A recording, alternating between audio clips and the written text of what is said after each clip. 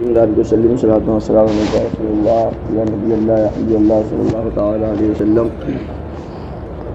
حضرات محترم، آج 14 تاریخ ہو چکی ہے، 14 تاریخ ہے، اور آج ہی وہ رات آنے والی ہے جس کی عظمتیں رب کائنات نے قرآن شریف میں ذکر فرمائی ہیں، اور حدیث شریف میں جگہ جگہ رسول کریم صلی اللہ تعالی علیہ وسلم نے اس کا تذکرہ فرمایا ہے۔ اب ہمیں یہ دیکھنا ہے کہ ہمیں کرنا کیا ہے۔ تو قرآن شریف میں رب کائنات نے فرمایا ما آتاکم الرسول فخذوہ، جو تمہیں رسول دیں وہ لے لو، جو تمہیں رسول دیں وہ لے لو، اور جس بات سے تمہیں روکیں منع کریں اس سے باز آ جاؤ۔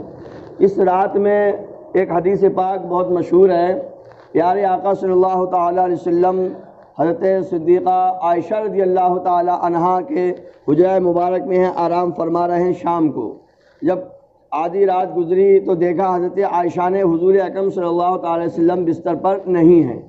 حضرت عائشہ رضی اللہ تعالی عنہا جو تمام مومنوں کی مائیں ہیں، حضور اکرم صلی اللہ تعالی وسلم کی محبوبہ ہیں، جوزہ مبارکہ ہیں، وہ تلاش کرتے کرتے حضور صلی اللہ تعالی علیہ وسلم کو کہاں پہنچ گئیں؟ جنت البقیع میں۔ جنت البقیع یہ قبرستان ہے، وہاں پر دیکھا تو پیارے آقا صلی اللہ علیہ وسلم نے فرمایا اے عائشہ کیا بات ہے؟ تو انہوں نے عرض کیا یا رسول اللہ، آپ کو میں نے دیکھا تو آپ میرے بستر پر نہیں ہیں، میرے کمرے میں نہیں ہیں، تو میں نے تلاش کرتے کرتے آپ کو یہاں پہنچ گئی۔ حضور اکرم صلی اللہ علیہ وسلم نے فرمایا اے عائشہ تمہیں پتہ ہے آج کون سی رات ہے؟ تو کہا یا رسول اللہ آپ بتائیے۔ حضور صلی اللہ علیہ وسلم نے فرمایا آج شعبان کی 15ویں رات ہے، شعبان کی 15ویں رات ہے، اور آج اللہ تبارک تعالیٰ اپنے بندوں کو بخشتا ہے۔ کتنے بندوں کو بخش دیتا ہے؟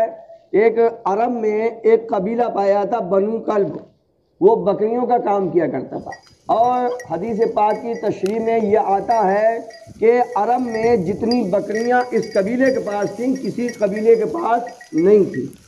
تو حضور نے فرمایا بنو کلب کی جو بکریاں ہیں ان کے بالوں کے مطابق اللہ تبارک تعالیٰ جہنمیوں کو جہنم سے آزاد فرما دیتا ہے۔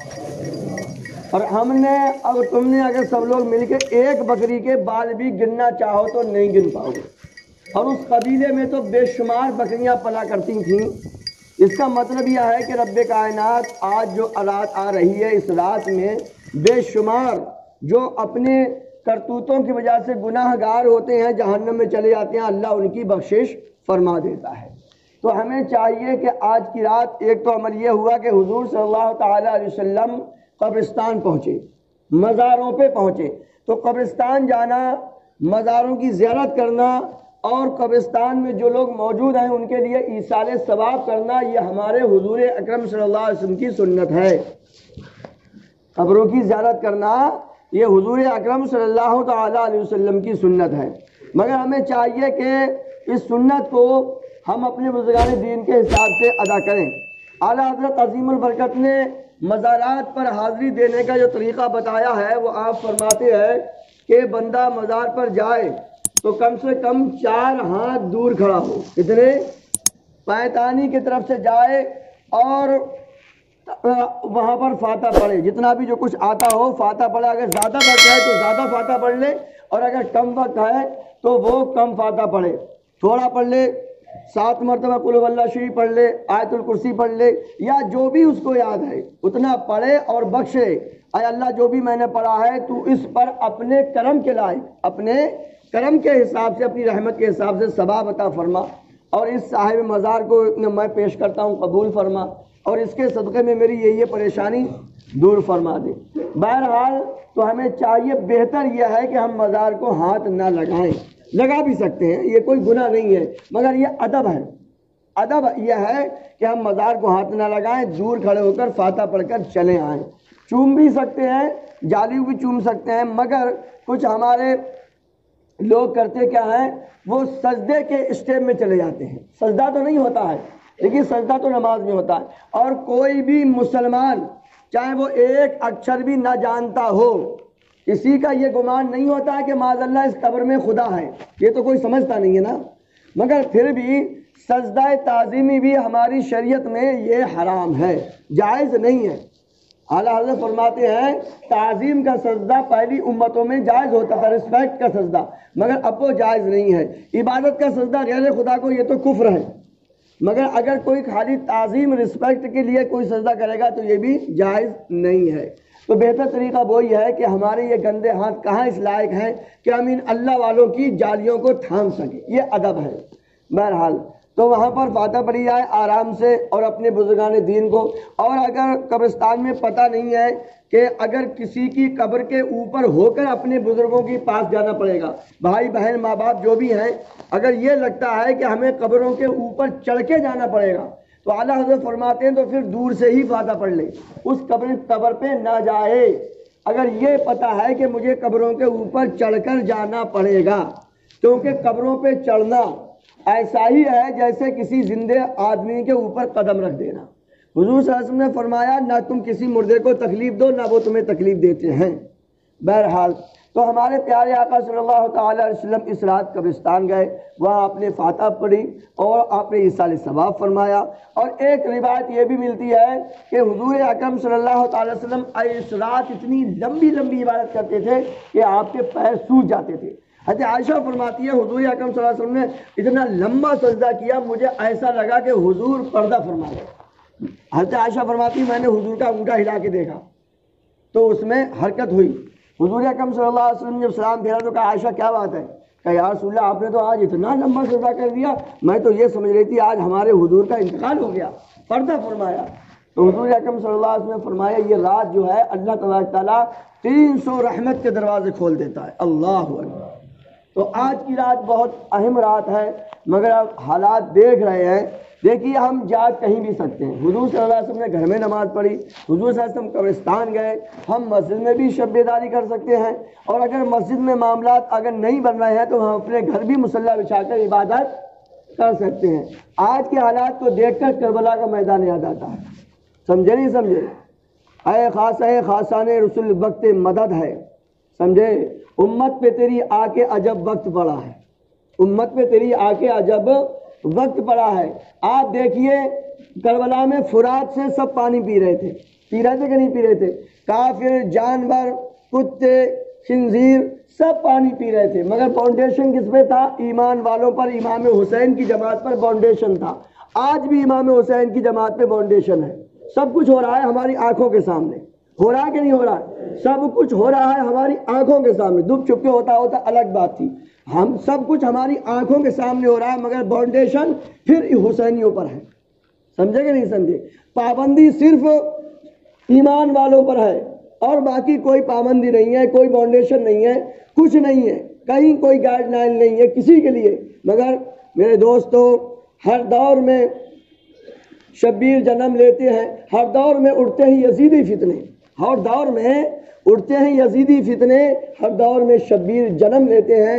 اور حضور صدر العلماء مفتی تحسین رضا الرحمن نے بڑا اچھا شعر فرمایا تھا کہ حسین ابن علی کی آج بھی ہم کو ضرورت ہے، حسین ابن علی کی آج بھی ہم کو ضرورت ہے، گرا ہے آج بھی اسلام خونخواروں کے جھرمٹ میں، گرا ہے آج بھی اسلام خونخواروں کے جھرمٹ میں۔ تو دیکھیے مذہب اسلام پر یہ حملے ہوتے آئے اور ہوتے رہیں گے۔ ہمیں اللہ تعالیٰ نے یہ بتا دیا ہے کہ ہم نے تمہاری جان اور تمہاری مال کو خرید لیا ہے، تو ہم اللہ اور رسول کی اطاعت و فرما برداری کریں، جہاں بھی ہمیں ممکن ہو وہاں عبادت کریں۔ اور دیکھیے جاگنے کا مطلب کیا ہوتا ہے؟ شب بیداری جو ہے وہ اگر کوئی ہو سکے تو پوری رات جاگ لے، اگر پوری رات نہیں جاگ پاتا ہے تو اس کے لیے شارٹ کٹ کا معاملہ یہ ہے عشاء کی نماز پڑھے جماعت کے ساتھ، اس کے بعد جتنی عبادت کر پائے کر لے، اس کے بعد سو جائے، اور پھر فجر کی نماز سے پہلے اٹھ جائے، فجر کی نماز جماعت سے پڑھ لے، تو ایسے بندے کو رات بھر عبادت کا ثواب ملتا ہے، سمجھے کہ نہیں سمجھے؟ اگر آپ یہ چاہتے ہیں کہ ہم سوئیں بھی اور رات بھر عبادت کا ثواب بھی مل جائے تو یہ طریقہ ضرور اپنائیں، عشاء کی نماز پڑھیں، نماز پہ پابندی نہیں ہے، نمازیں ہوں گی، جماعت سے نماز ہوگی، نماز پڑھیے، اس کے بعد آپ اپنے گھر چلے جائیے، گھر پر جا کے جتنی عبادت ہو سکے۔ اس میں نفل نماز بھی ہوتی ہے، مگر میں آپ کو سجیسٹ کروں گا، مشورہ دوں گا کہ جن لوگوں پر قضا نمازیں ہیں وہ قضا نمازیں پڑھیں، کیونکہ نفل یہ آپشنل عبادت ہے، ایکسٹرا عبادت ہے، اس کا حساب نہیں ہوگا۔ پڑھو گے تو ثواب ہے، اگر نہیں پڑھو گے تو اس کا حساب نہیں ہوگا، مگر فرض نماز کا ضرور حساب ہوگا۔ اب ہمیں قضا نماز کرنی چاہیے، ایسے موقعوں پر ہمیں قضا نماز پڑھنی چاہیے زیادہ سے زیادہ۔ اب قضا پڑھیں گے کیسے، تو ہم نے اس کا بار بار طریقہ آپ کو بتایا ہے۔ آپ ایسے نیت کریں کہ میں ظہر 4 رکعت ظہر کی جو مجھ سے سب سے پہلے چھوٹ گئی، 2 رکعت فجر کی قضا جو مجھ سے سب سے پہلے چھوٹی، 4 رکعت عصر کی قضا جو مجھ سے سب سے پہلے چھوٹی، 3 رکعت مغرب کی قضا جو مجھ سے سب سے پہلے چھوٹی۔ اسی طرح سے آپ نیت کرتے رہیں گے۔ فرضوں کی قضا ہوتی ہے، اور عشاء میں آپ کو فرض بھی پڑھنا ہے اور وتر بھی پڑھنا ہے، کیونکہ فرض اور واجب کی قضا ہوتی ہے، سنت کی اور نفل کی قضا نہیں ہوتی ہے۔ تو یہ رات میرے دوستوں سارے اعمال نامہ پیش ہوتے ہیں پوری سال کے، پچھلے سال کا حساب کلوز ہو جاتا ہے۔ حضور صلی اللہ علیہ وسلم سے حضرت زید نے عرض کیا، رسول اللہ آپ روزے بہت رکھتے ہو شعبان کے مہینے میں، کیا بات ہے؟ حضور نے فرمایا اس مہینے میں بندوں کے عمل اللہ کی بارگاہ میں پیش ہوتے ہیں، بندوں کے عمل اللہ کی بارگاہ میں پیش ہوتے ہیں۔ میں یہ چاہتا ہوں، میری یہ خواہش ہے کہ میرا جب عمل پیش ہو تو میں روزے سے ہوں، میں روزے سے ہوں۔ بہرحال آج جن لوگوں نے روزہ رکھا ہے ماشاءاللہ اچھی بات ہے، مگر میں آپ کو بتاؤں ہماری جو تاریخ ہوتی ہے وہ مغرب میں چینج ہو جاتی ہے، تو چاہیے کہ مغرب سے پہلے آپ کوئی نہ کوئی ذکر کرتے رہیں، درود شریف پڑھیں، قرآن شریف پڑھیں، کلمہ پڑھ لیں، جو بھی چاہیں پڑھیں، کیونکہ عصر کے اور مغرب کے وقت یہی وقت ہے عمل اللہ کی بارگاہ میں پیش ہونے کا۔ تو جب آپ کا ہمارا تمہارا عمل پیش ہو رہا ہو تو فرشتے یہ گواہی دیں کہ یا اللہ یہ تیرا بندہ ہم نے تیرے ذکر میں چھوڑا ہے، سمجھے نہیں سمجھے؟ تو یہ عصر و مغرب کے درمیان ہمارا عمل پیش ہوگا، اور پچھلا سال کا جو حساب ہوگا کلوز ہو جائے گا، اور اگلے سال کا جو معاملات ہے وہ اللہ تبارک تعالیٰ تمام فرشتوں کو تقسیم فرما دے گا۔ اس میں رزق کس کا کتنا ملنا ہے، آنے والے سال میں روزی کتنی ملنی ہے، کون پیدا ہوگا، کون مر جائے گا پوری سال میں، وہ پوری لسٹ اللہ تبارک تعالیٰ فرشتوں کو عطا فرما دے گا۔ فیہا یفرق کل امر حکیم، قرآن شریف سورہ دخان میں اللہ نے فرمایا اس رات میں سارے عمل اللہ تبارک تعالیٰ تقسیم فرما دیتا ہے۔ تو ہمیں چاہیے کہ آج کی رات جاگیں، آج کا دن خوب عبادت کریں، زیادہ سے زیادہ ہر وقت خدا کو یاد کرتے رہیں، کہیں بھی ہو، گھر میں ہو، بال بچوں میں ہو، دکان میں ہو، مکان میں ہو، جہاں بھی ہو اللہ تبارک تعالیٰ کا ذکر کرتے رہیں، یاد کرتے رہیں۔ تو آج کی رات ضرور جاگیں اور اگلے دن کا روزہ بھی رکھ لیں۔ اور ماشاءاللہ یہ دیکھیے خوشی میں خوشی کل کا جو دن ہوگا وہ پیر ہے، سبحان اللہ، عید میلاد النبی کا بھی دن ہے، اور کیا کہتے ہیں پھر شعبان 15 شعبان بھی ہے، ماشاءاللہ بہت ثواب ہے۔ اگر اب آپ سحری کا وقت ہو سکتا ہے، آپ کو اب بتا دیں ابھی سے، سحری کا وقت جو ہے وہ آپ 4:50 تک سحری کروا سکتے ہیں، 4:50 55 تک، مگر 55 سے آگے نہ پڑھیں، ٹھیک ہے؟ 50 کا رکھیں، 4:50 تک آپ سحری کا وقت بتا دیں ماں بہنوں کو گھروں پر۔ اور اس میں ہم نے یہ بھی بتایا ہے، آخری بات اور ایڈ کر دیں کہ جو ہماری ماں بہنوں کے روزے چھوٹ جاتے ہیں رمضان میں، وہ ایسے موقعوں پر انہی روزوں کی نیت کر لیں، تو انہیں نفل روزے کا بھی ثواب مل جائے گا، اور جو ان کا فرض چھوٹا ہے وہ بھی ان کا پورا ہو جائے گا۔ اللہ تبارک و تعالیٰ کی بارگاہ میں دعا ہے رب کائنات ہم سب کو اس پہ عمل کرنے کی توفیق رفیق